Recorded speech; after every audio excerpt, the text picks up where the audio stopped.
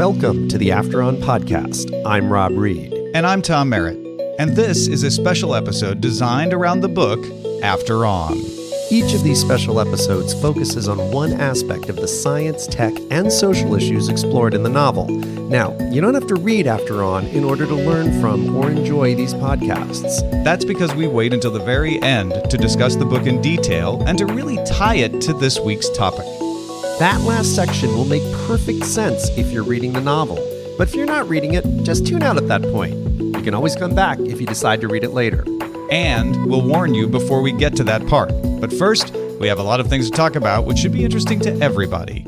Specifically, this week, consciousness and how the brain works. Whether it's the problem Mitchell has with his own emotional triggers, or the idea of motes that can essentially program the brain, how our human mind and the brain it runs on works, is essential for this story. So, who's going to explain the brain for us, Rob? Well, in my own world, there is absolutely nobody better to go to than UCSF neuroscientist Adam Gazzaley. He is probably regarded as one of the top neuroscientists of his generation. He does amazing agenda-shattering work at UCSF. And he's going to talk to us about a lot of issues connected to neuroscience, where it is today, connected to consciousness, which is a very important topic of the book, but a fascinating topic to anybody, whether they're reading the book or not. We're going to go into a lot of depth about that. And he's also going to tell us about things that he is doing to hopefully someday, perhaps even soon, cure terrible conditions like dementia and Alzheimer's using the improbable medical tool of video games. So with that, let's start the interview that I had with Adam at his laboratory at UCSF right now.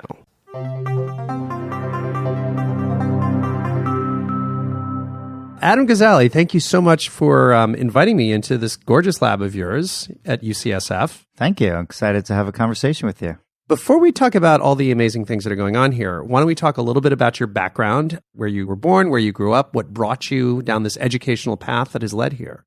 Sure. So I grew up in New York City, did all my training on the East Coast. Which borough? I have occupied 4 of the boroughs. Whoa, which borough did you not occupy? Staten Island? How did I guess? Okay, all but Staten Island. Born in Brooklyn, grew up in Queens, went to high school in the Bronx, and then spent my adult years in Manhattan. And that's where I went to med school and did my PhD training. Well, you got to go back to Staten Island one of these days. Yeah, close all 5. Exactly. So undergrad was New York? Undergrad was upstate New York. Was upstate. And then med school and grad school in neuroscience. My PhD was at Mount Sinai. And then from there, I went to Philly. I went to Penn for my residency training in neurology. From there to the West Coast. Figured I'd try out what was going on out here and went to Berkeley for 3 years to learn cognitive neuroscience methodology, brain imaging, brain stimulation, those type of tools, and wound up staying here and been here for 15 years now. Now, did you then come here to UCSF as a postdoc initially, or was that post-postdoc? Yeah. So I did my postdoc at UC Berkeley. And when I started at UCSF in 2005, I started as an assistant professor. So I started my first faculty position here at UCSF. So now you're 12 years here. Correct. And very big picture, tell us what you focus on, your revolving door pitch. Yeah. So my focus has evolved a lot over the years. It used to be dedicated to understanding how the brain works and how it goes wrong in many different conditions, including healthy aging. But now my center here at UCSF called Neuroscape, our team is pretty much 100% focused on not just understanding the brain, although that's still something that we pay attention to, but how we can build new technology or leverage existing technology to improve brain function. And this is a rather giant lab, if I'm not mistaken. How many full-timers work here? Yeah, we have around 30 full-time people, which is pretty big for an academic group. Yeah, seems very big. Yeah, we have 6 faculty. And with our volunteer staff, we have a very big internship program. We're around 100 people. You're kidding. Yeah. 100 full-time equivalent. Yeah. So we're a big group of people all dedicated to trying to figure out how we could use technology for good to help our brains. And now, what inspired you to pursue this particular dimension of the many dimensions of medical science? Well, as a neurologist, I felt a great degree of frustration, as many of us do, with our treatments. We have a whole set of tools that we reach for when someone comes in complaining of the memory problem, an attention problem, depression, anxiety, all the conditions of the mind. And almost all of those tools are small molecules, what we call drugs or pharmaceuticals. The problem with them is that they are targeted to neurotransmitter systems in the brain, but they're not targeted to the underlying computational unit of the brain, which is the neural network. And so we have to boost our doses to very high levels to get the effects that we want, and then we get just as many side effects as effects. And that's just the world that we live in as physicians. And I was frustrated with that. I figured there has to be a better way of improving how our brains function than relying on these non-specific, non-personalized drugs. Now, this is a real novice question, but I guess I didn't realize this until now.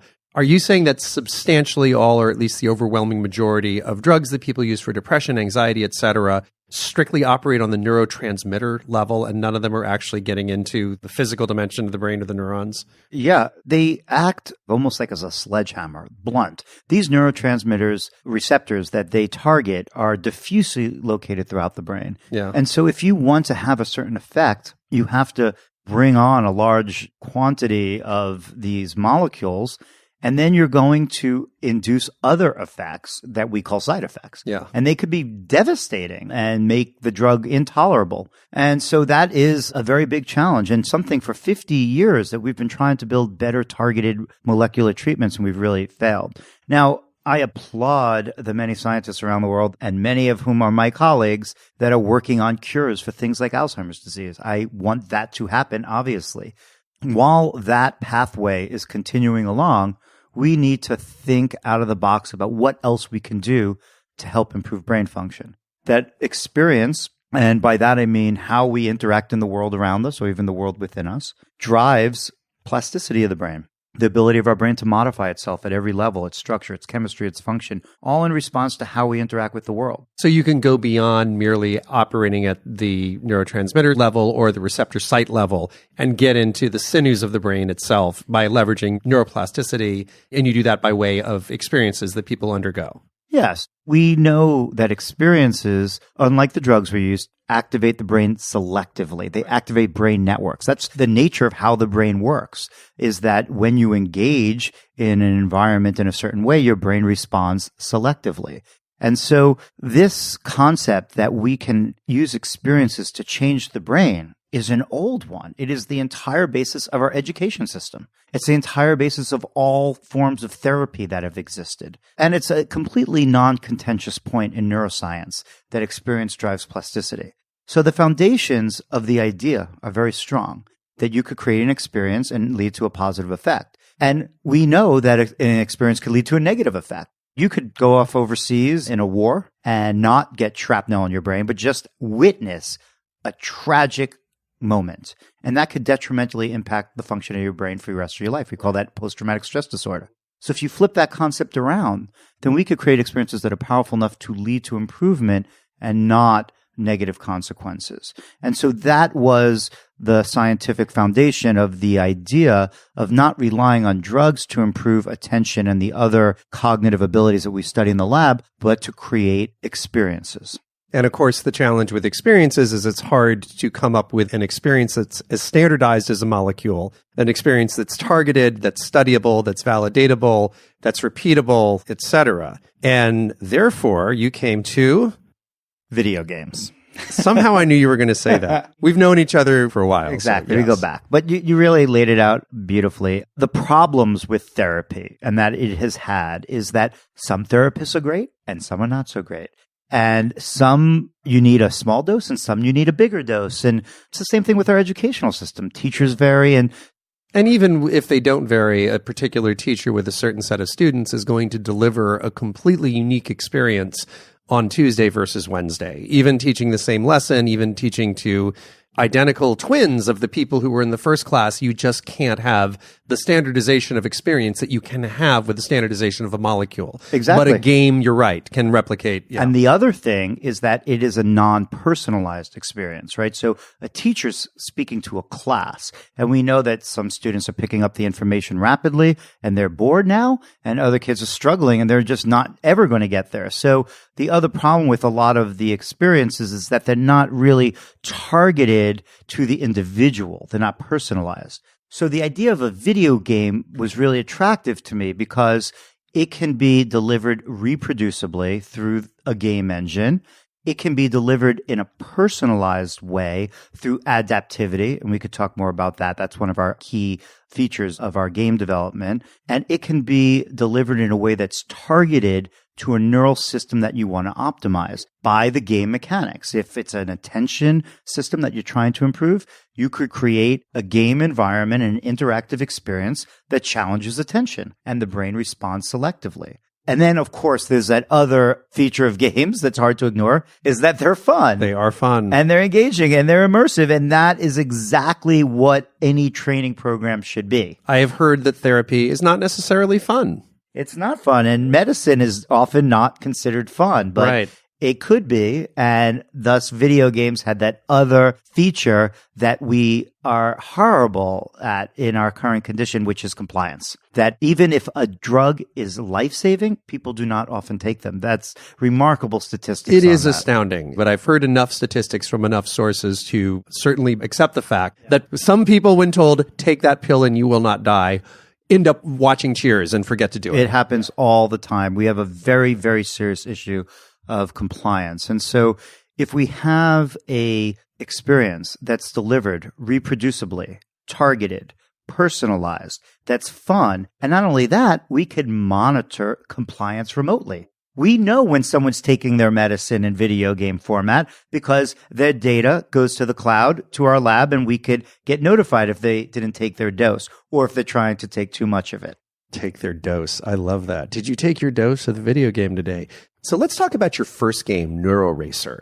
Why did you decide to target distracted attention with your first major creation in this field?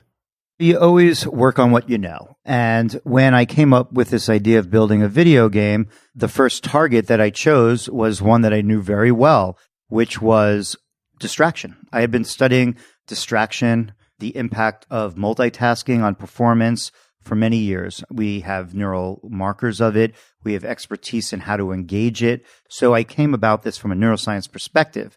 And so those abilities of resisting distraction, of being able to maintain your focus, of holding information in mind, something we call working memory, was the focus of my research for many years. They're also core to everything we do. They form essentially the base of the pyramid upon which all other cognitive abilities rest. This is like having good core muscles or something. Yeah, It's useful in almost any activity. Exactly. If you can't pay attention, your language will be affected, your decision making, your emotional regulation. You know, at every level, you will be impaired, and in the real world. And so it's a really great target because it could have broad positive consequences. The other reason it's a good target is pretty much every neurological or psychiatric condition that impacts cognition. Those patients have problems with attention, distraction, working memory. It's just pervasive. So again, you could affect many different populations in a positive way if you can improve those abilities. It was a well-studied and well-understood field. It was particularly well-studied and well-understood by you. So did that mean you were coming in with the equivalent of like an IQ test for attention? Was there some scale that you were trying to bring somebody from a 3 to a 7 on? It's a great question. So if you're going to build a game to improve these abilities, half the challenge is building a good game. And that's not trivial. The development process, you don't just build something and sprinkle some game dust on it. It's a baked-in process from the beginning. And so I kind of got ripped off with that game dust I bought online last week. Yeah, It just doesn't work. It said just sprinkle it on anything and it becomes fun. Some colors and some rewards and that's man. it. Yes, a lot of people fell for that I'm game sending dust. it back. I'm sending it back. It doesn't really work. But once you have something, my view is that that's not the appropriate time to sell it and say it does what you think it should do. That's the appropriate time to do a research study. You got to measure this. You got to figure it out. Yeah. I mean, that's just the way it works. You need to validate. And so to validate, you need to have outcome measures that are sensitive and appropriate to document that. And so that's where we had a strong suit, is because we had been developing tests of attention and working memory, as well as the neural markers that go along with those abilities. We meaning the forerunners to this lab. Yep, at UCSF. And these were tests like flashing light and reaction tests? Yeah, they're tests, for example, our working memory test that we've studied for many years is you sit in front of a computer, you see a face, and we ask you to remember that face. 7 seconds pass and we show you another face, probably similar face. And you have to say, is that the face or not? And sometimes we distract you during that. And sometimes we make you multitask when you're doing that. And we know that older adults, and here I'm defining that as older than 60 and healthy, no signs of Alzheimer's disease, they do very poorly on tests that have distraction and multitasking. Well documented by many labs, including ours, in dozens of papers. And so we wanted to improve that ability in older adults. Because they're more vulnerable. The effect is already evident. Exactly. Yeah. So, and also it is impairing their quality of life. Yeah. They feel distracted. They feel like they're having trouble competing in the workforce because of it. And they desperately want to be more focused. So that's your measure. That test and others like it. Yes. Very, very easy to quantify. Did they remember, did they got 53% or did they get 72% of the, yeah. And it's beyond that. It's the speed of response, which is a very sensitive indicator of how quickly they could recall these memories, even if they get it right. How fast were they able to recall it? And then there are many other measures. And what we do is during these tests, we record brain activity. Sometimes we do it with functional MRI. Sometimes we do it with EEG, which records electrical metrics of brain activity. And in this particular study, this game is called Neuroracer. First of all, we were targeting older adults because, as we said, they're a vulnerable population when it comes to memory and attention, and we felt that it would be a big win to improve it. We recorded their brain activity while they were playing Neuroracer, the game itself, but also to understand how their attention and memory was improving outside of the game. So that was what's very important about these studies, is not just to get better on the game.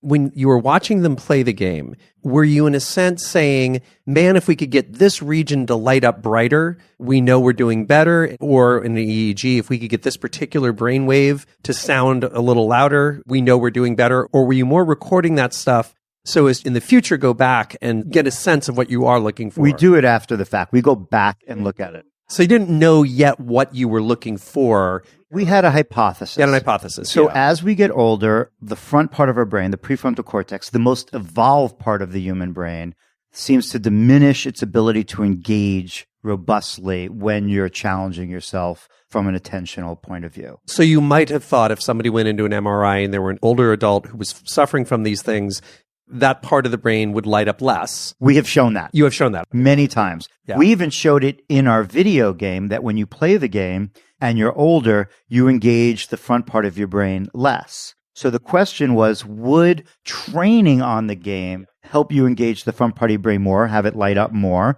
And would that lead to improvement outside of the gameplay into areas. These other areas like face memory? And so that was the study design that we engaged after the year of game development of building Neuroracer.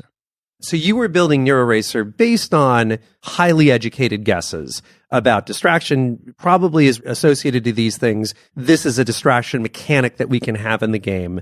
Now let's take this distraction mechanic that we've come up with and try to make it fun. Yeah, we call them hypotheses. Our hypothesis was that because abilities like multitasking and sustained attention and working memory all relied on common brain mechanisms that use the prefrontal cortex, that if we could improve one through adaptive gameplay, in this case multitasking, we would see improvements in those other abilities that relied on similar mechanisms. That was what our hypothesis behind this experiment was. Now, you also came away from this, or perhaps went into it, with a focus on a particular theta wave, correct?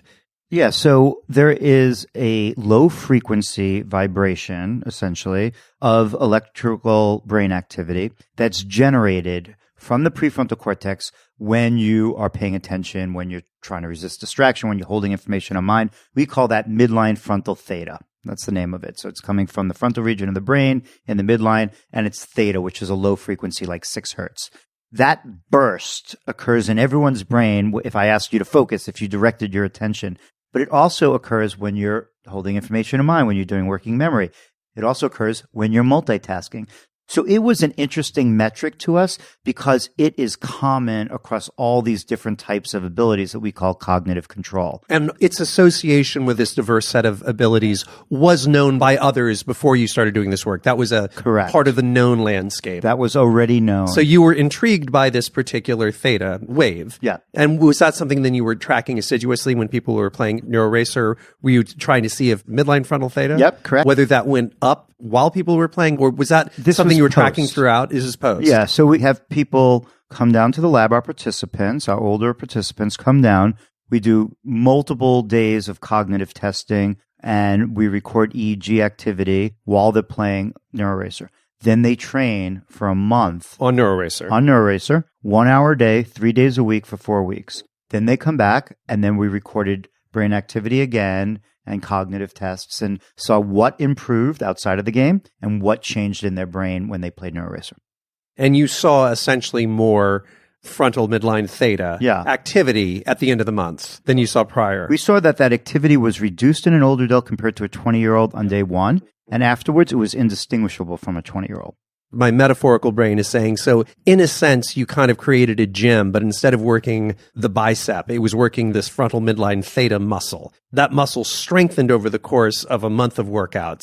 And it seems that this muscle is used in a diversity of activities. Now that it's been bulked up through this training, that muscle is available not merely when somebody's playing NeuroRacer, but when they're doing a diversity of things that have to do with working memory, attention, etc. That's our interpretation. That's the interpretation. So we see that change occur.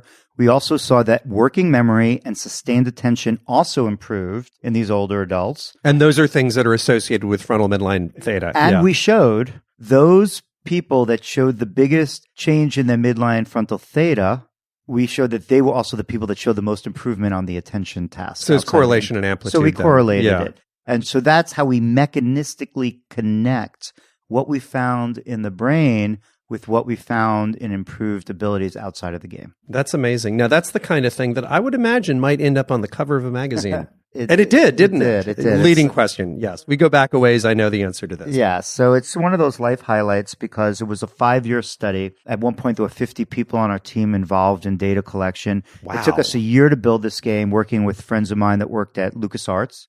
So a year of development, building NeuroRacer, and then multiple studies. And eventually, in September of 2013, it was published as the cover story in Nature, which, is, as a scientist, it's as good as it gets. It is as good as it gets. Probably the most painful thing is that I probably won't have another cover of Nature in my life. Well, maybe you'll be on the cover of Science, which is almost possible. as good, right? So we've mentioned various tools of your trade. I'd like to just talk briefly about MRI, EEG, and TACS or TMS. So MRI is probably something that people are most familiar with. What most folks probably don't know is that MRI's superpower is it can get onto a very tiny scale, but its super weakness is that it has poor time resolution. Is that roughly correct? Yeah, so MRI and EEG are two tools that we use all the time because they have opposite strengths and weaknesses. As you said, MRI has great spatial resolution. You could see, not compared to a microscope, but in a functioning human brain, you could see data on a very tight spatial scale, down to like, a millimeter. But what we're seeing functionally is a blood flow response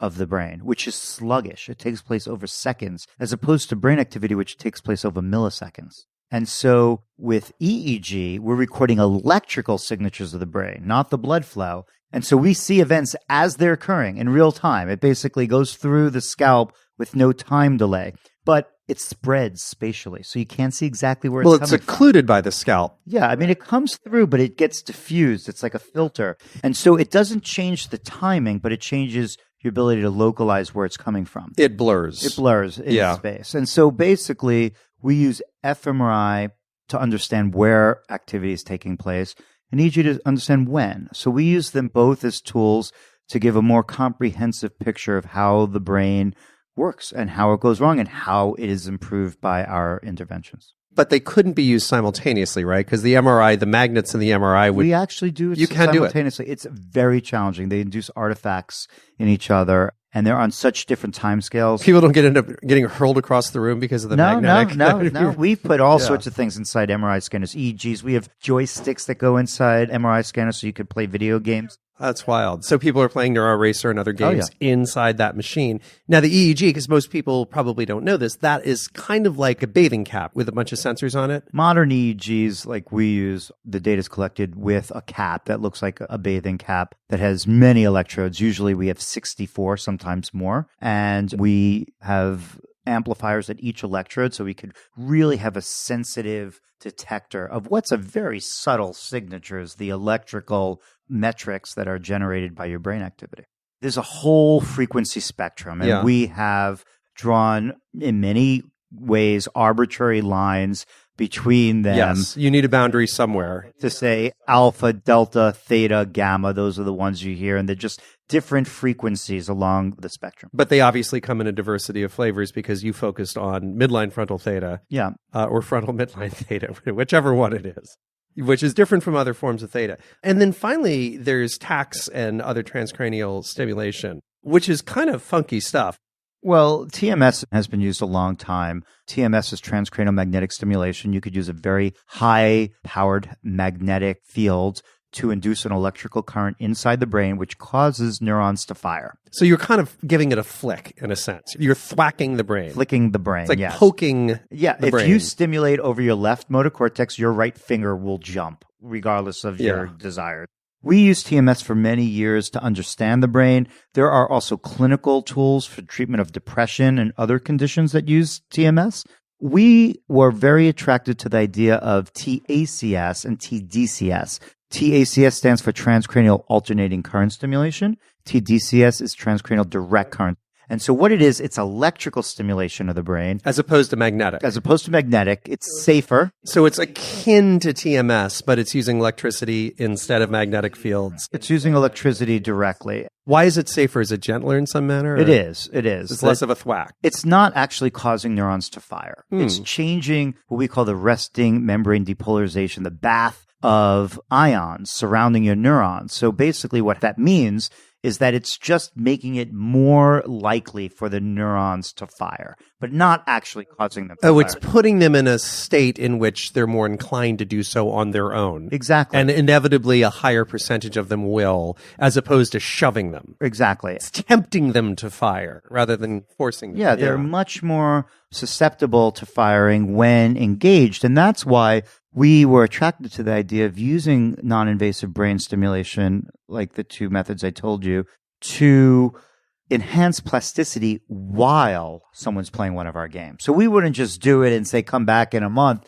Our approach is to use it as an enhancing effect on what we're finding with the games alone. Enhancing plasticity. So if you zap somebody with TACs, you call it TACs or TACS? TACS. So you would then actually trigger that. You would put the brain into a more likely to fire state in a narrow geographic area, I assume, or the whole damn brain? No, TMS you could target a lot more precisely, down to like the size of a dime. TACS, the electrical stimulation, is more broad, but you could target like the front left part of the brain. But a pretty big neighborhood. It's pretty big. So you'll hit that button to make somebody more neuroplastic at a certain moment in the game? Yeah, we usually do it throughout the game. Throughout the gameplay. So it's not surgical. It's more of a broad tool. But you would basically say, if we hit this person with a frequency that is akin to this theta wave that we're trying to trigger while they're playing the game, there was a hypothesis that the neuroplasticity would stick more or be more powerful. Exactly. And has that been borne out, or is that something still under research? We just published a paper last week showing that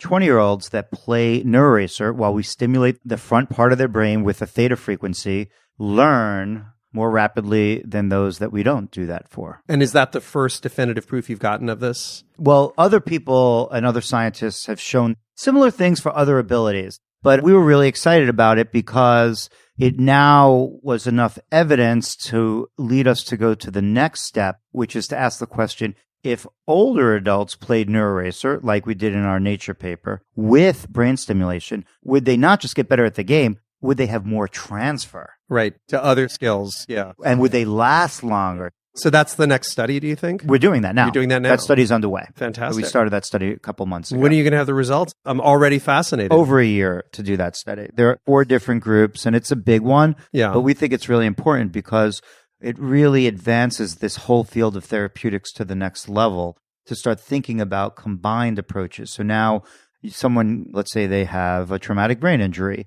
They come into a clinic, they get a set of diagnostics, they get a game or a set of games that's targeting their cognitive limitations to optimize those abilities.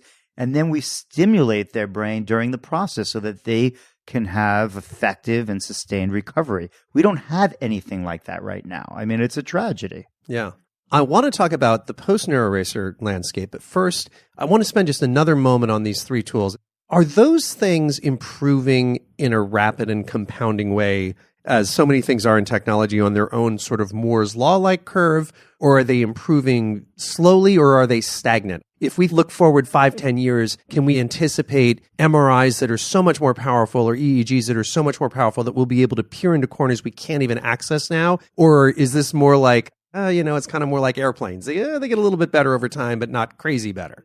MRI has not improved dramatically. I mean, they are getting better, but not exponentially, not like what we're seeing in the consumer technology world. So it's inching ahead. Yeah. Your MRI machines are not going to be obsolete anytime soon. No, they last long periods of time, many, many years. I would say the thing that's most innovative in this field that's advancing it is the analytical side of it. How to use new techniques in deep learning and machine learning. And on the hardware side, I'd say the consumerization of it. How do you have a high fidelity, robust EEG recording with a mobile cap, or that someone could use at home? Things like that are starting to get there, and that's really intriguing. So post-NeuroRacer, things have continued to go forward on multiple fronts since then. Let's start by talking about what's going on in the lab. So it was very apparent to me as the director of the lab that everyone here wanted to do something along these lines. Once you watch the scientist sitting next to you, not just get a Nature paper, but do the type of work that might impact someone's life, not just report the news about how the brain works, but still do that. To be able to have both basic science contributions and what we think of as translational science, to build things that might actually help someone, it's irresistible. And so sooner or later, everyone here wanted to do things like that. And then our lab just got so big that now we became a center. And so now we're Neuroscape, which was our transformation over this last year. So center is a big notch up. Center's bigger because we are not just internally focused at doing our own work, but we're also very externally focused. We're service across the entire university and now even globally of helping other labs use technology in the way we do. We're not just a research lab, which is another reason we became a center. We have an entire technology development team. So we have an interactive media director. We build our own games.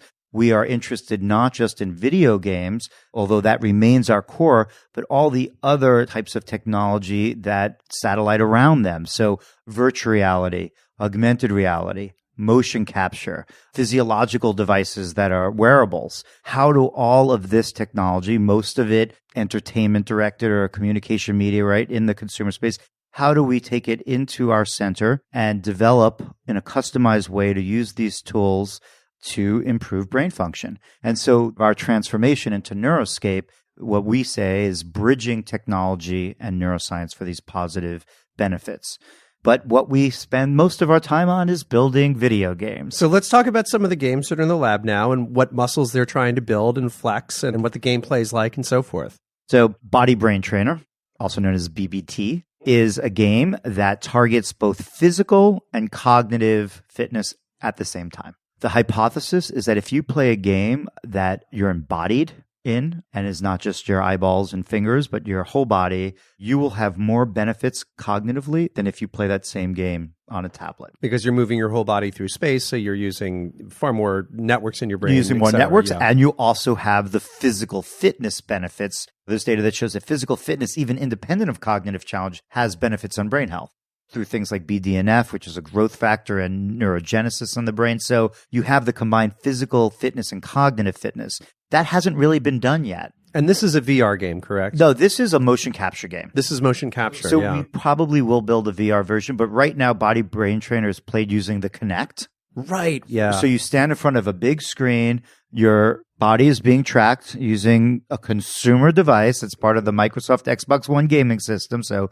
we always favor those types of devices because we don't want this to be an ivory tower experiment in a lab. We want this to be something that someone could do at home that's accessible. And so you play it.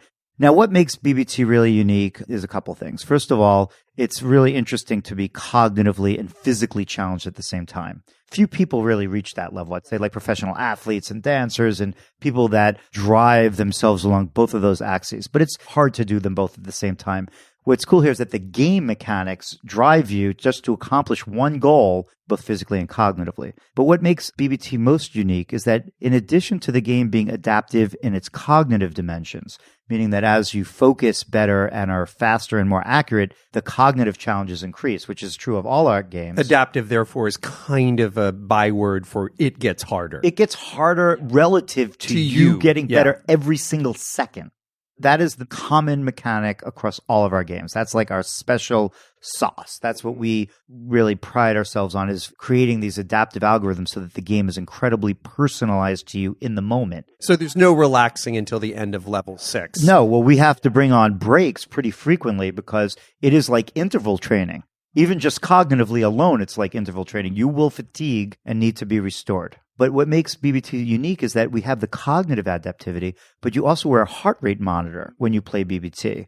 And so what we do before you play BBT is we use a tool called the VO2 Max, which is the industry standard to find out at what heart rate you as an individual should be challenging yourself to get maximal physical fitness benefit. So when you're playing BBT, you're getting the cognitive challenge. It's adaptive, so it's getting harder as you get better, but we're recording your heart rate during gameplay. So if your heart rate is below goal, let's say it's 100 beats per minute and we want it 120 to 140, the game will know that in real time and increase the amplitude of the movements that are required to play the game, driving your heart rate up. If your heart rate goes too high, the game detects that and pulls back. And so that's an example of how we use adaptive algorithms across both physical and cognitive domains to personalize it to you. So you're always on the cusp of just detonating, but never quite getting there. You're always pushed right to the limit that you're not so frustrated that you walk away, that you're annoyed, and that you're not so bored.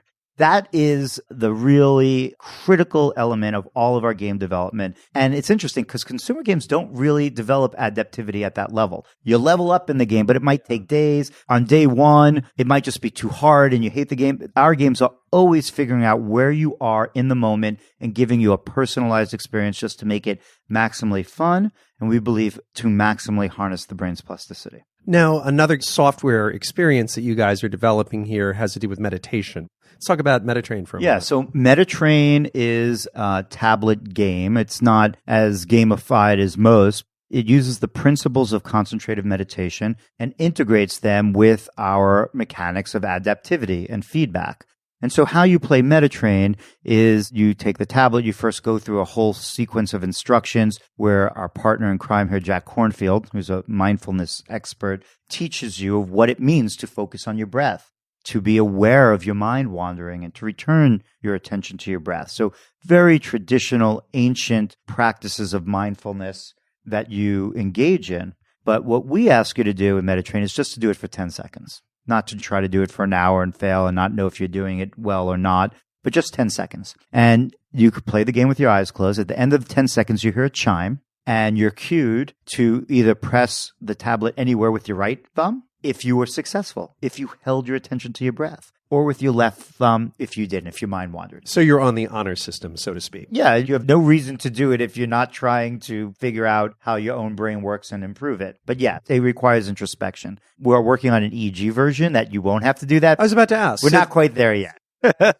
No one's ever done that. Really? Yes, no one's ever done that. Do you even know what you'd want to track? We have ideas. It's just very subtle. A distraction event that occurs when you're focusing on your breath is pretty subtle in your brain. Hard to detect with the EEG. It's hard to detect with EEG, which is not a very sensitive measure in the first place, given that there's a lot of noise in the brain. Yeah. But to get back to the mechanics, so if you said yes, I was successful, I held my attention on my breath for 10 seconds and it didn't wander, then on your next session, you would have more time. If you said no, my mind wandered, then you would have less time. And so over the course of a half an hour, the game is titrating how long you can go with focusing on your breath. So the average person, non-meditator, that comes into this lab to play this game, how long do you think that they are able to successfully hold their breath after 30 minutes of querying? Again, going by the honor system, so sort of self-reported in their own perception of it. Gosh, they come in and you're starting them at 10 seconds, you said? So over 30 minutes, how much would they improve if they're starting at 10 seconds? Do they generally succeed at 10 seconds? Is that like a bunny slope, like everybody does 10 seconds? Or is 10 seconds a challenge for your typical person? On average, most people finish and they threshold between like 10 and 15 seconds. At the end of a half hour of training? Yeah, that's where it thresholds. Okay, Then. They got it, might yeah. go up, they drop back down. That's where they are. But it's pretty short. It's very short. Yeah. It's less than 20 seconds. These are the novices on day one. Novices on day one. Yeah. After 6 weeks of playing Metatrain, most people are over 2 minutes. Some people over 3 minutes. And that's daily for a half hour? It's 5 times a week. It starts 20 minutes, then goes 25, and then 30 minutes as you move from every 2-week period. So it eases you in. And you get feedback every day. You see a graph of how long you've achieved. Now the question, and that's what we're studying in the lab, is what is the impact of that on your cognition, on your stress, on your brain activity? And we have data that's unpublished, so I won't go into it in great detail here. We still have to put this story together, write the paper, get it peer-reviewed. But what we are already seeing in 20-year-olds is that playing Metatrain for 6 weeks can improve working memory abilities, holding information in mind, which is amazing because that's not what we're studying, but it is an internal attention process. And we're even seeing volumetric changes on MRI in the frontal cortex of 20-year-olds playing Metatrain. Wow. So some of this we've seen with real-world meditation practices. You could see it on an app that doesn't have a practitioner training you in front of the room is really exciting. And again, you have this replicability Yeah, and this measurability. Meditation itself is an experience. You have introduced a game-like mechanic and almost like quote-unquote scoring system that allows you to do dosage and Exactly. replication and standardization. There's that, and then there's the accessibility. It's all played on an iPad. Since it's played on an iPad, we could distribute this game mobily. We could distribute this game globally, right? And we actually just are completing a study now of foster care children in India that have played Metatrain to improve their attention abilities. Just a clear indication of you can't get doctors everywhere in this world No. or teachers, but pretty much everyone's going to have a mobile. It will be ubiquitous. It will be in a period of years. Yeah. These 20-year-olds that you gave this test to, or you carried out this experiment with, do they have like a battery of neuropsych tests coming in and then another battery at the end to Yeah. see where the improvements have been? Same and so methodology that we described with the Nature paper. We do a deeper dive now. Now we have older adults, again, healthy individuals above 60, playing Metatrain that are in trial right now at Neuroscape. And we, before and after they play, they get an MRI scan. We do structural imaging, functional imaging. They get EEG. They do cognitive testing. They do stress testing. They take a device home to do sleep monitoring. We do blood work to look at telomere length and hormone levels and inflammatory markers. If we believe that it could be changed by this experience, we record it before and after. That is a huge battery of measurements that you're taking. That's before and after pretty much all of your games. It's getting there, yeah. And what would that battery of tests cost at retail just to get all those telomere measures? And I mean, it's just not accessible. I mean, even an MRI scan, you know, everyone's getting 2 MRIs, one before, one after. So and those probably are many, many hundreds, if not thousands, of dollars. Yeah. Yeah. I don't know of anyone that's done this deep of a dive into any intervention's outcomes. You know, and for us, it's still step one. It's to say, is there a signal here? Is there a mechanism of action? And does this warrant the game leaving the lab, going out into the world of industry and companies, and then going to the next level of validation where they're shown to actually have clinical efficacy? Which would be the world of the FDA. So let's talk about your company. So I was really motivated to not have the NeuroRacer story end with a Nature paper. I mean, that was a good outcome, as good as it gets for a scientific outcome. But my real hope was that it would leave the laboratory and actually enter people's lives.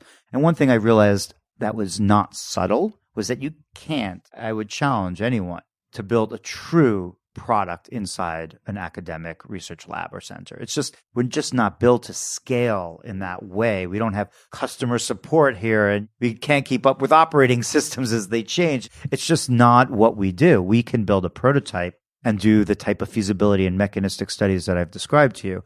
But I believe that if you want it to get into people's lives you need to figure out this delicate relationship between academics and industry. And so to do that, instead of just passing it off somewhere else to get it developed to the next level, I decided that the best idea would be to start a company. And I found amazing partners, a group in Boston called PureTech Venture that helps incubate healthcare companies, and my friends like Matt Omernick, who works at Lucas Arts at the time and was a video game professional of the highest caliber, to bring him in as well to create a company that was targeting our games as healthcare solutions, but with very high level respect and attention to the video game technology itself.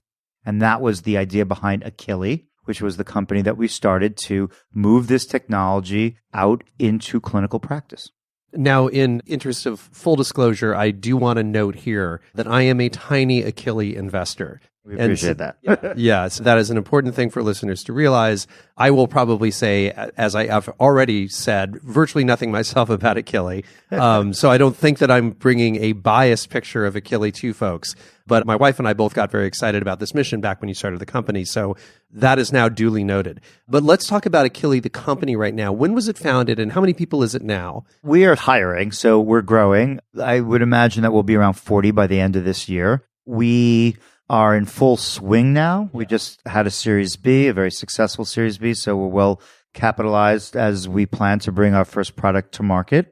Is the amount of money that you raised in the sources that it came from public? I believe so. It's at sort of the 40 plus million range. Yeah. And a lot of our investors were pharmaceutical companies. Pfizer was a big investor. Pfizer, Amgen, Merck, Shire. These were all, interestingly enough, investors from the pharmaceutical world. And so we are Boston and Bay Area based. Our team is pretty much 50-50 located across those sites.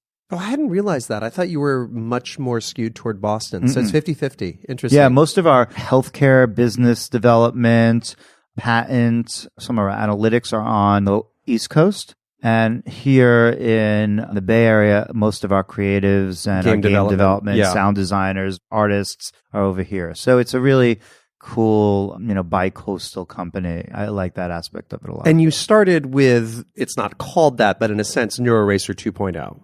Yeah, NeuroRacer became a game called EVO, which stands for Project Evolution.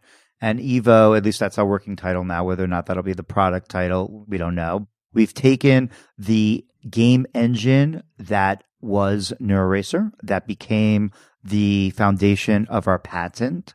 And we've now built a game that uses that adaptivity that we defined in that patent that was behind NeuroRacer, but on top of that, built a ton of new technology and an amazing game. Much higher level of art, music, and story, better usability using an iPad now, better use of the cloud in many ways. So it is an amazing game, something that we could not have created here at Neuroscape. It's being tested against a diversity of conditions, correct? Yes. There are studies going on conditions including post-traumatic stress disorder, traumatic brain injury, depression, autism, multiple sclerosis, early Alzheimer's disease. And the study that gets the most press, because it's the most dramatic outcome, is our phase 3 FDA trial to have EVO approved as a clinical treatment for children with ADHD. Mm-hmm. So phase 3 is the trial right before approval. Or final disapproval, yeah. It's the final one in the pathway to prescribable treatment. And so we will have the data from that study. It's a multi-site study. The principal investigators at Duke and did a lot of the drug work in ADHD. And if approved, if we hit our outcomes as our pilot data would suggest. When you say pilot data, you're not referring to NeuroRacer, you're referring to the EVO. phase 1, phase 2. Yes, exactly. The preliminary Achille-based things. Yeah. The preliminary trials in children with ADHD would suggest that we will reach our outcomes, but now we will await anxiously the final data that's all blinded right now. And if successful, it will be the first non-drug treatment for ADHD that's prescribable and the first prescribable video game. I'm pretty sure I had a prescription for Pac-Man when I was a kid, but maybe that's just invented memory. And so you'll find out about this from the FDA. You'll get the data. We'll get the data and then obviously submit it to the FDA for approval. But that's the pathway we're on. And, look, I'm very optimistic because we've seen great pilot data and I think that the hypothesis is strong. But the reality is that, if not, we will try again. We'll reformulate. The goal is to produce something that we are convinced works, that physicians will be convinced. And that the FDA is convinced. That's very important. Yeah. That the FDA is convinced and that insurance companies are convinced. There's a lot of people to convince. So it's the pathway to get there that a doctor would pull out a prescription pad and write 1 month of iPad training on Evo as opposed to Adderall. That's a big deal. Since the original work on NeuroRacer was with older adults, dealing with the sorts of cognitive deficits that could eventually lead to dementia, why did you end up prioritizing ADHD for Achilles' first product? Because that's more typically first diagnosed and treated in childhood, right? We have a lot of work on older adults too. So we haven't abandoned that pathway. It's an incredibly important one to us. But our analysis at the time led us to believe that as a business decision, this was the right population to study because the need for non-drug treatments for ADHD are so high. Parents are so inclined to find an alternative to putting their kids on drugs. And you know what? Most of these kids are playing video games anyway. They sure are. So it's also a market that was very receptive to it and, comfortable with it. And the need was there. And so it made sense that this would be our first target. So where do you see digital medicine in 10 years? The system we have now is that at Neuroscape, we're essentially incubators, right? I come up with an idea of a game that's targeting a certain neural system. We build out a prototype. We do these deep research dives. We file patents behind them so they're protectable, so they're attractive to companies. We then do these large-scale trials, try to move them into FDA approval. That's like the pipeline that we've created here. If successful, we would expect that there will be treatments across multiple conditions. We would expect that in the future that there are multiple games that are working together. I don't want us to build silos around every game like we've done with drugs and pharmaceuticals, but rather to think about how they work together. They'll be personalized. Sometimes they'll be prescribed along with a drug. What I imagine will be a drug at a much lower dose and a lower side effect profile. They might be prescribed along with brain stimulation. We will have complex adaptive algorithms that don't just record your performance and feed that into the game engine as we currently do, but record your eye movements, your heart rate, your autonomic responses. We're even working on recording brain activity during gameplay through a technology we have called the glass brain, and then feeding that data into the game engine. So in the future, we see these multiple closed loops going on that the game software is essentially understanding you in a very deep way because of all the metrics that are being recorded from you. And that data in real time is being used to create this really immersive, engaging experience that is activating your brain selectively. And then through the adaptive algorithms, what we call the closed loop, is applying pressure to that system to change it over time.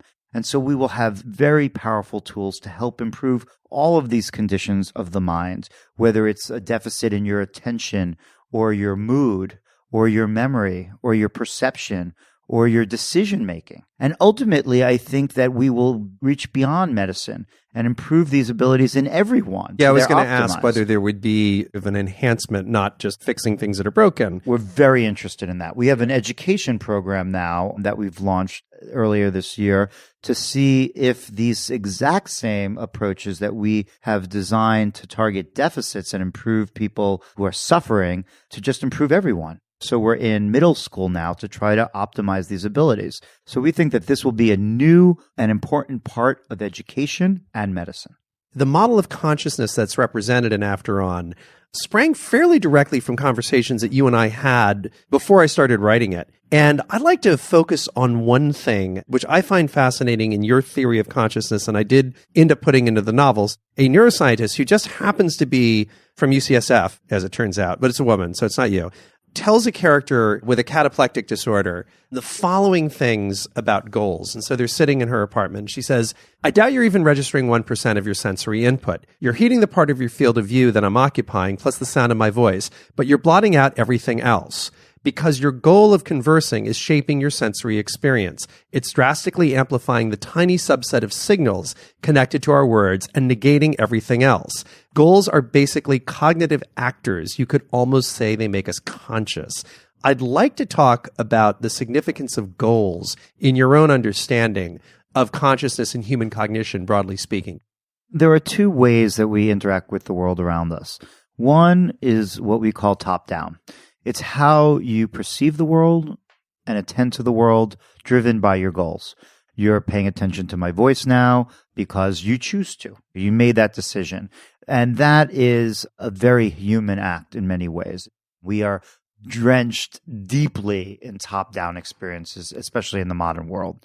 The top being the kind of imaginary person in the control tower exactly. who's saying this is important and that is not. The goal-generating entity, of your identity, right.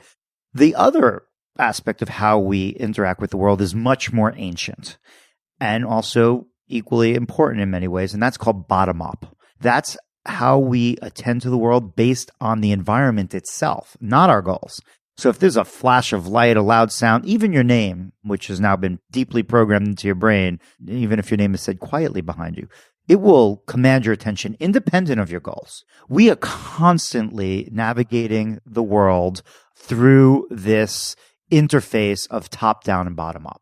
My theory of consciousness is built around the idea that it is in this space between top-down and bottom-up that consciousness really emerges. That if you are only a receptacle to influences from the environment, as other animals are. Now, there are animals that also have top-down goals too and have at least some version of what we think of as consciousness. But if you go to single-celled animals at an extreme or animals that are really almost completely reflexively responsive to the environment, then I would say that they don't have consciousness at that level. Likewise, and we don't really have examples of this, but if you're completely top-down and have no sensory input, again, you cannot emerge consciousness because you don't have an experience of the world around you, which only comes through sensory input. So that's where I find that concept of consciousness emerging, at least in my own understanding of this interface of top-down and bottom-up. One final thing. I know you read a fair amount of science fiction. Are there any works of science fiction, whether written or film or TV or some other form, that was particularly inspiring to you as a kid in your choice to go into the sciences? And are there any works of science fiction that you think do a particularly good job of exploring the field that you are scientifically active in? Well, I would say I'm probably not alone in this, being really inspired by Isaac Asimov. His Foundation series was mind-blowing to me. And, there's actually EEG in there. Is there in Foundation? Yeah. I got to go back and read it. The second Foundation. And it's really interesting to read it again years later. I try to read science fiction every single day.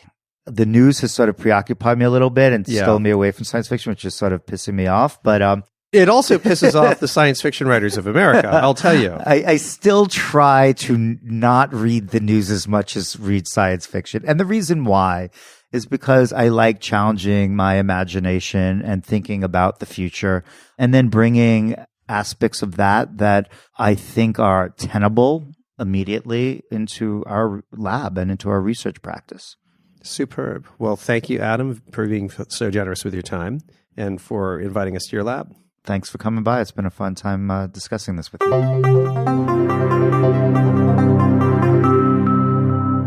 Here's a quick message from Rob before Tom and I start our discussion of the interview. My original plan was to make just 8 episodes of this podcast, doing deep dives into a few real-world issues connected to the novel. Although that's still the plan, I'm having a lot of fun, and I'm starting to think about continuing with the podcast. If I do, the format will remain very similar. It'll still be unhurried conversations with scientists, thinkers, and founders, very similar to what we have now, only Tom and I will finish discussing the novel in episode 8. So it'll really be just the interviews after that. As I'm thinking this through, I'd love to know what you think. So if you have a moment, please rate this podcast on iTunes. Whether you love it or hate it, give it a star rating, and I'll pay attention to every vote. The other big signal to me will be whether the show's audience is growing. So if you like this podcast and want it to continue, please spread the word over the next few weeks, either directly to your friends or on social media. The other thing you can do is go to my website, after-on.com, and sign up for the newsletter. This way you'll get notes about each episode as they come up, so you won't miss any. And you'll also hear about my future books when I've had a chance to write them. Finally, a quick word about what's ahead. Next week, we'll be talking about privacy and government intrusion in the digital age, a big theme in the novel and also in our world. And I'll be discussing this with Cindy Cohn, who runs the Electronic Frontier Foundation, which is by far the world's largest organization defending civil rights online. Also coming up, a fascinating conversation about terrorism with Sam Harris. Sam is one of the most prominent and controversial commentators on this subject today. He's known for his many New York Times bestsellers, including End of Faith, his wildly popular podcast, Waking Up, and for a rousing debate about Islamophobia with none other than Ben Affleck on Bill Maher's show. Other topics in the pipeline include synthetic biology, quantum computing, the fascinating astronomical topic known as Fermi's paradox, and surprise, surprise, the dangers we may face from artificial superintelligence. That's all coming up over the next 6 weeks, and maybe there'll be even more coming up in weeks 7 and beyond. Please let me know if you'd like to see that happen, and it just might.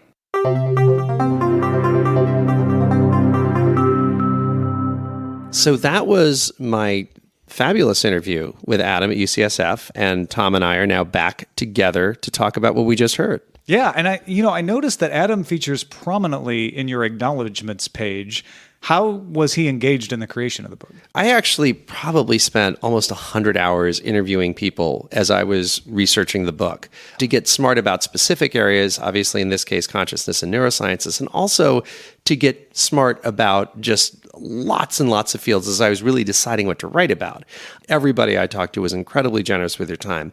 But Adam and I spent many, many hours together, and he had a huge influence on the model of consciousness that I decided I wanted to represent in the book, and also gave me the confidence and that I understood what's happening in neuroscience well enough to, although what I wrote is fiction, it is at least plausible based on what we know already. So he was a great asset, and frankly, one of the reasons why I'm doing these podcasts is I was unable in the novel to go into as much depth as I'd like to into the really exciting work that Adam and some other folks that we'll be interviewing in future episodes are doing.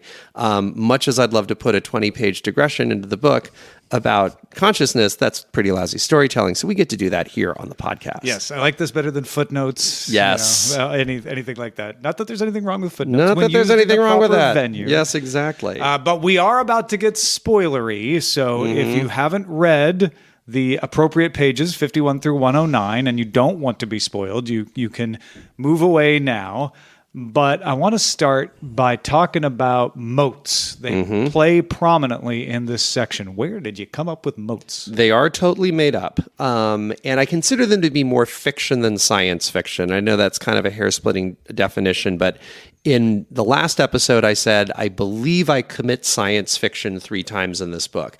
This is fiction. This is just sort of making something up about the world that we inhabit rather than something being done with technology that we cannot do today, which is more science fiction. You weren't looking at a study of moats and then extrapolating. This is, I'm making something up in the way that somebody who's creating a work of fiction that is not science fiction will make it up.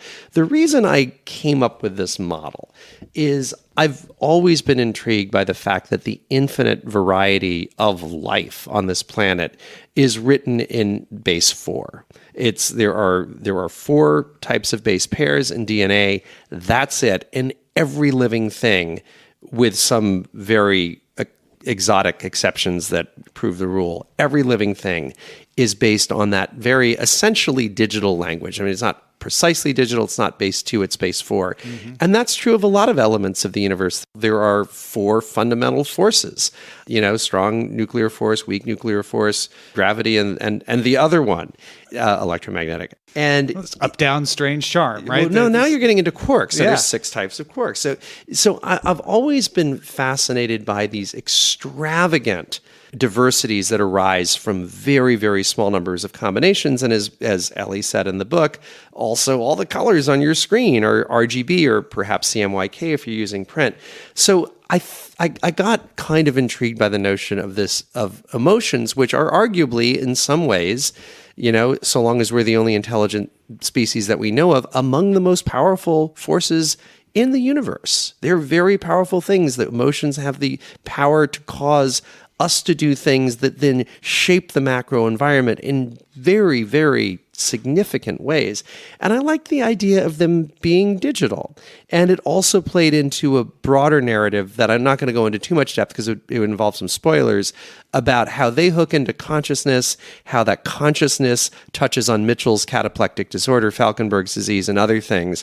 They're an elegant way to stitch together lots and lots of elements of the story. Now, the way you wrote the motes is so fitting to human experience that I personally would not be shocked if someday there is some study that comes up with something that is similar to that. I mean, but you just pulled this all out of your own feelings, yes, for lack of a better word. This was an entirely made up field of science. And by God, if it does turn out to be true, do I ever deserve a Nobel? The Reed effect. Exactly. Okay, so you mentioned Falkenberg's disease. Where did you come up with Falkenberg's disease, and do you know anyone who has it? Thank God, no, because it would be a horrifying disease. Yeah. This is, I commit science fiction 3 times. Here I commit horror story. Yeah. Falkenberg's disease is an invented disease. It's basically a combination of 2 things. It's a derivative of narcolepsy combined with what some call Lou Gehrig's disease, or ALS. The way that people die of Falkenberg's disease is quite akin to how they die of ALS, only because I was in horror writer mode. I made it worse with the sort of burning sensations that are described as being the final step down this horrifying journey. And I've unfortunately known a number of people who have had neurological diseases over the years, some who survived them and died of other things, some people who died of them, and some people who are still fighting them. But there is something that is so terrifying and poignant about them. And I also thought there's something very poignant about cataplectic disorders. We're probably most familiar with, people suddenly falling asleep. But there are other ones as well. They do occur with surges in emotional states. Some cataplectic disorders get caused by laughter. So it's not just narcolepsy. And sometimes people who are narcoleptic fall asleep when they laugh. And the notion that you could be sort of like a marionette to your emotions in a very physical way, rather than simply, the perceptive way and the opinion shaping way and the action shaping way, which is frankly plenty for the rest of us, also struck me as poignant. And the elements of synesthesia to this as well, where one input is transmuted into something else. But again, horror writing style, you transmuted it into something awful. Yes, that's because why not? So you've committed fiction, you've committed horror. Let's talk about one of the instances of you committing science fiction, the imaging technology described in your book. It goes well beyond the capabilities of MRI and EEG. As Adam clearly stated in our interview, and I did actually bring that out deliberately. Now, you said you committed science fiction just 3 times. This is number 2. This would be the number 2. Okay. This is number 2, yeah. And I first got really intrigued by MRI. There was an utterly fascinating TED Talk in 2013 in which a woman who at the time was working for Google showed how MRIs could basically intuit, in some cases with chilling precision, what the subject was looking at that moment, and at times what the subject was thinking of. And basically what happened was a person would be looking at a series of images, and she put up on one screen the series of images that the person was actually seeing, and on another screen the series of images that the system inferred the person was seeing based on brain activity coming out of a highly sensitive fMRI.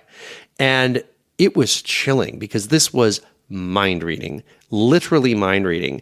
And knowing that, systems improve over time at that point in 2013, I was like, oh my God, what will they be able to do in 6 or 7 years? Now, as we both all found out from the conversation with Adam, as I found out before I started writing, there really is no Moore's law curve for this stuff. MRI machines are going to continue to improve, but more at an arithmetic than an exponential level, and there's not going to be a radical breakthrough on that or on the EEG front.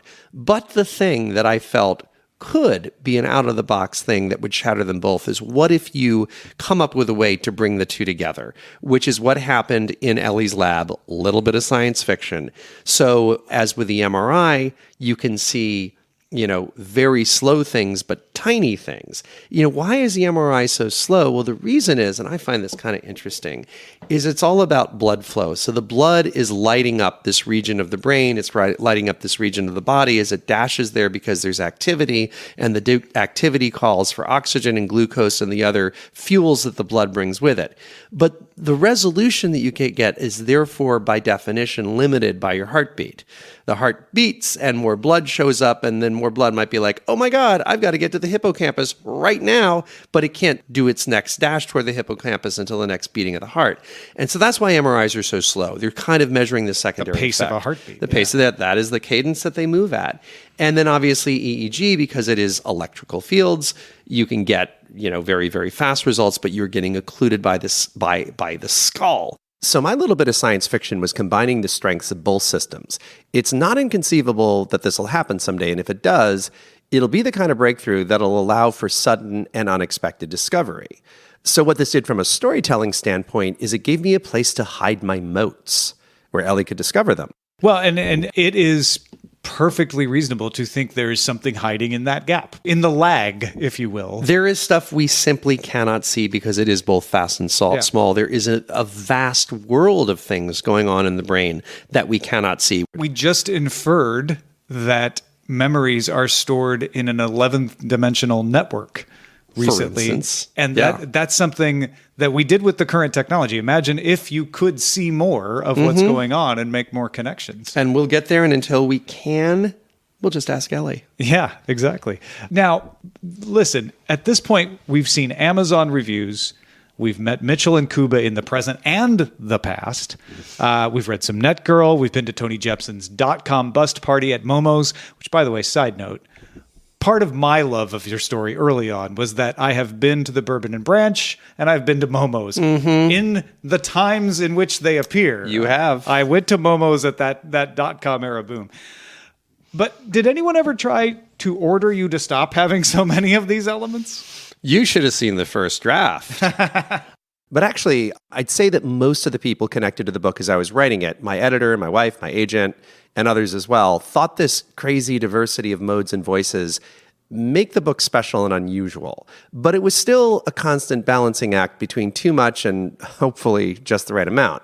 I mean, if you look at the first draft of this book, it's now about 30% shorter.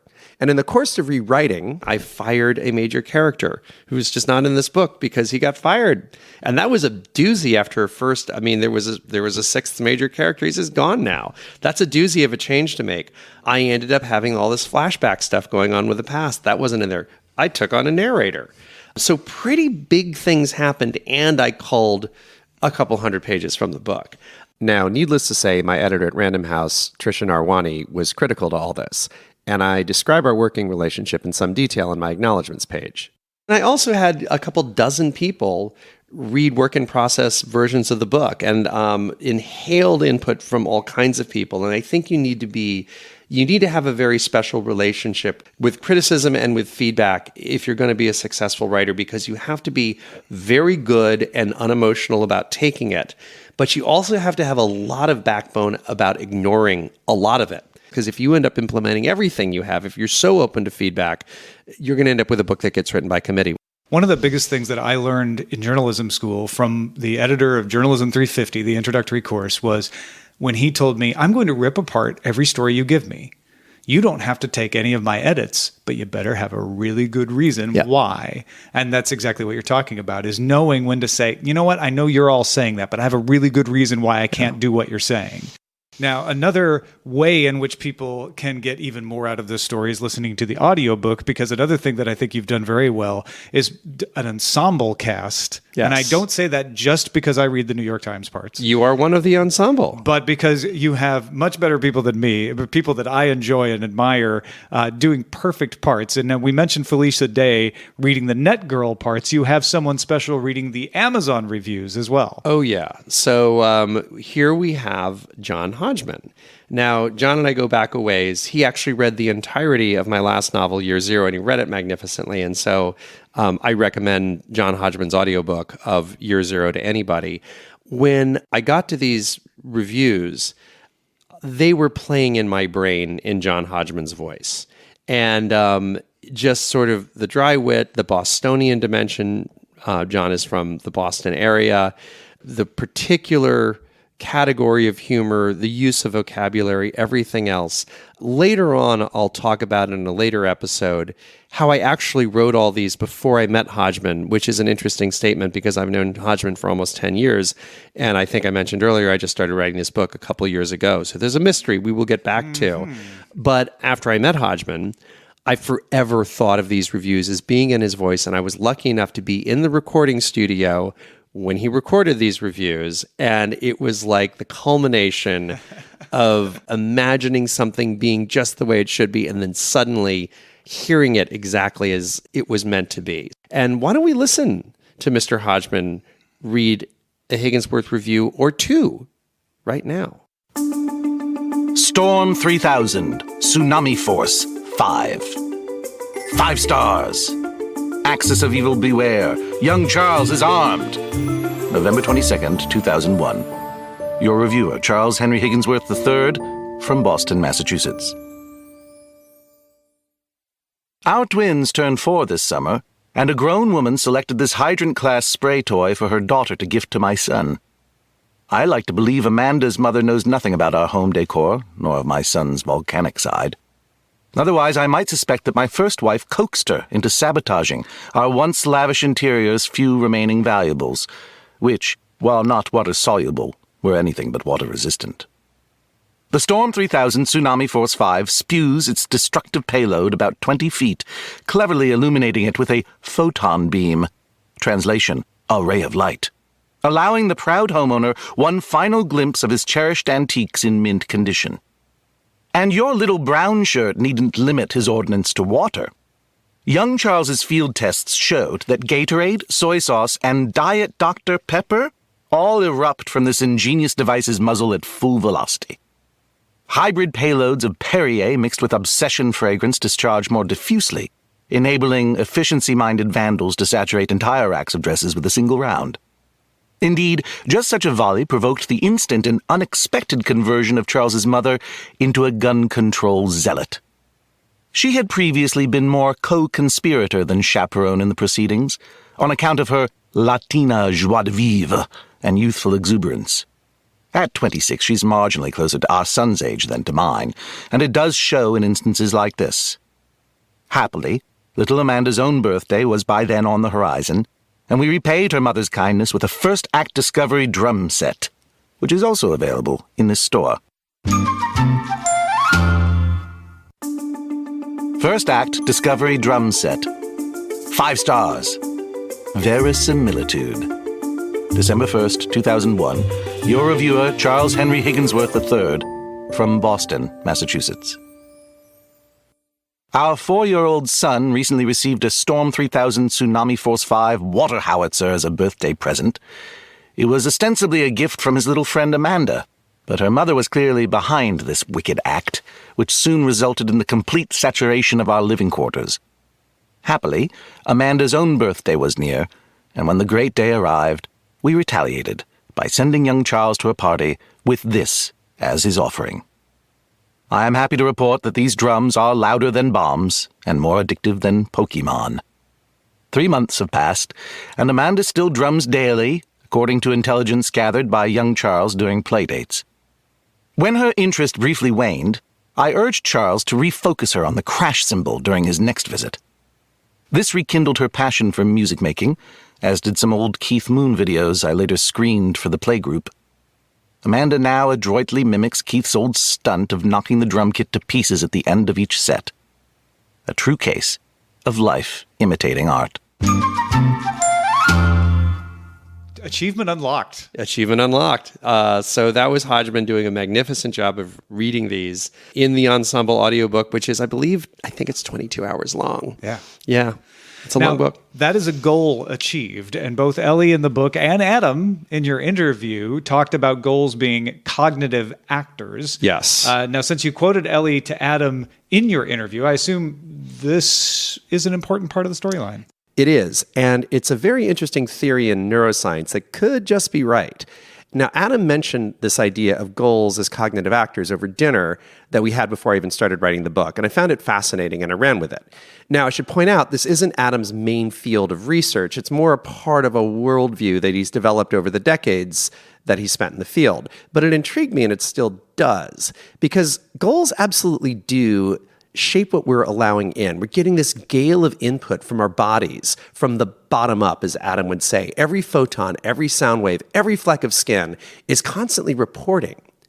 And it's that which I want to do in this moment. my goal, that's hitting the mute button on almost all of this and thereby shaping this into a parsable experience. So that goal is a cognitive actor, yet you need that bottom-up input as well. It's vital. You need that collision, that dialogue between goal and physical input. And what this could mean is that consciousness needs something like a physical body in order to arise. And Adam himself said, I'll quote him from the interview we just did, if you're completely top down of no sensory input, again, you cannot emerge consciousness because you don't have an experience of the world around you, which only comes through sensory input. Now, interestingly, in my research, I came across 3 or 4 other neuroscientists who very speculatively said something quite similar to this, all of them independently and all for very different reasons. And so I became very enamored with this notion of consciousness arising via a physical body interacting with that seat of volition and goals. And so this is just not a spoiler, it's just something to be attuned to. I ended up thinking that this would be a very interesting way for consciousness to arise. For even if something was digital and didn't have a physical body, for it to have some kinds of physical inputs that could create that top-down, bottom-up collision, which may just result in consciousness. So if I may, if goals are cognitive actors, and your goal was to get John Hodgman, he is your cognitive actor. In a sense. In a sense. He is. Yes, many people are our cognitive actors. I think that John will be flattered to know that. if you haven't realized it, that means we're at the end of this episode. We are indeed. Next episode, episode 3, we will cover pages 110 through 180, and our guest will be talking about digital privacy and government intrusion. Yeah, and it's a really fantastic interview, and I'm excited about our guest. It's Cindy Cohn, who runs the Electronic Frontier Foundation, EFF, which is at the forefront of all of these issues of government intrusion and privacy in the digital age, and we talk about all this stuff. So if you want to get that, go find it right here, wherever you found this episode. And if you want to find out more about After On, if you want to catch up, if you want to keep reading, go to after-on.com. Thank you so much for listening.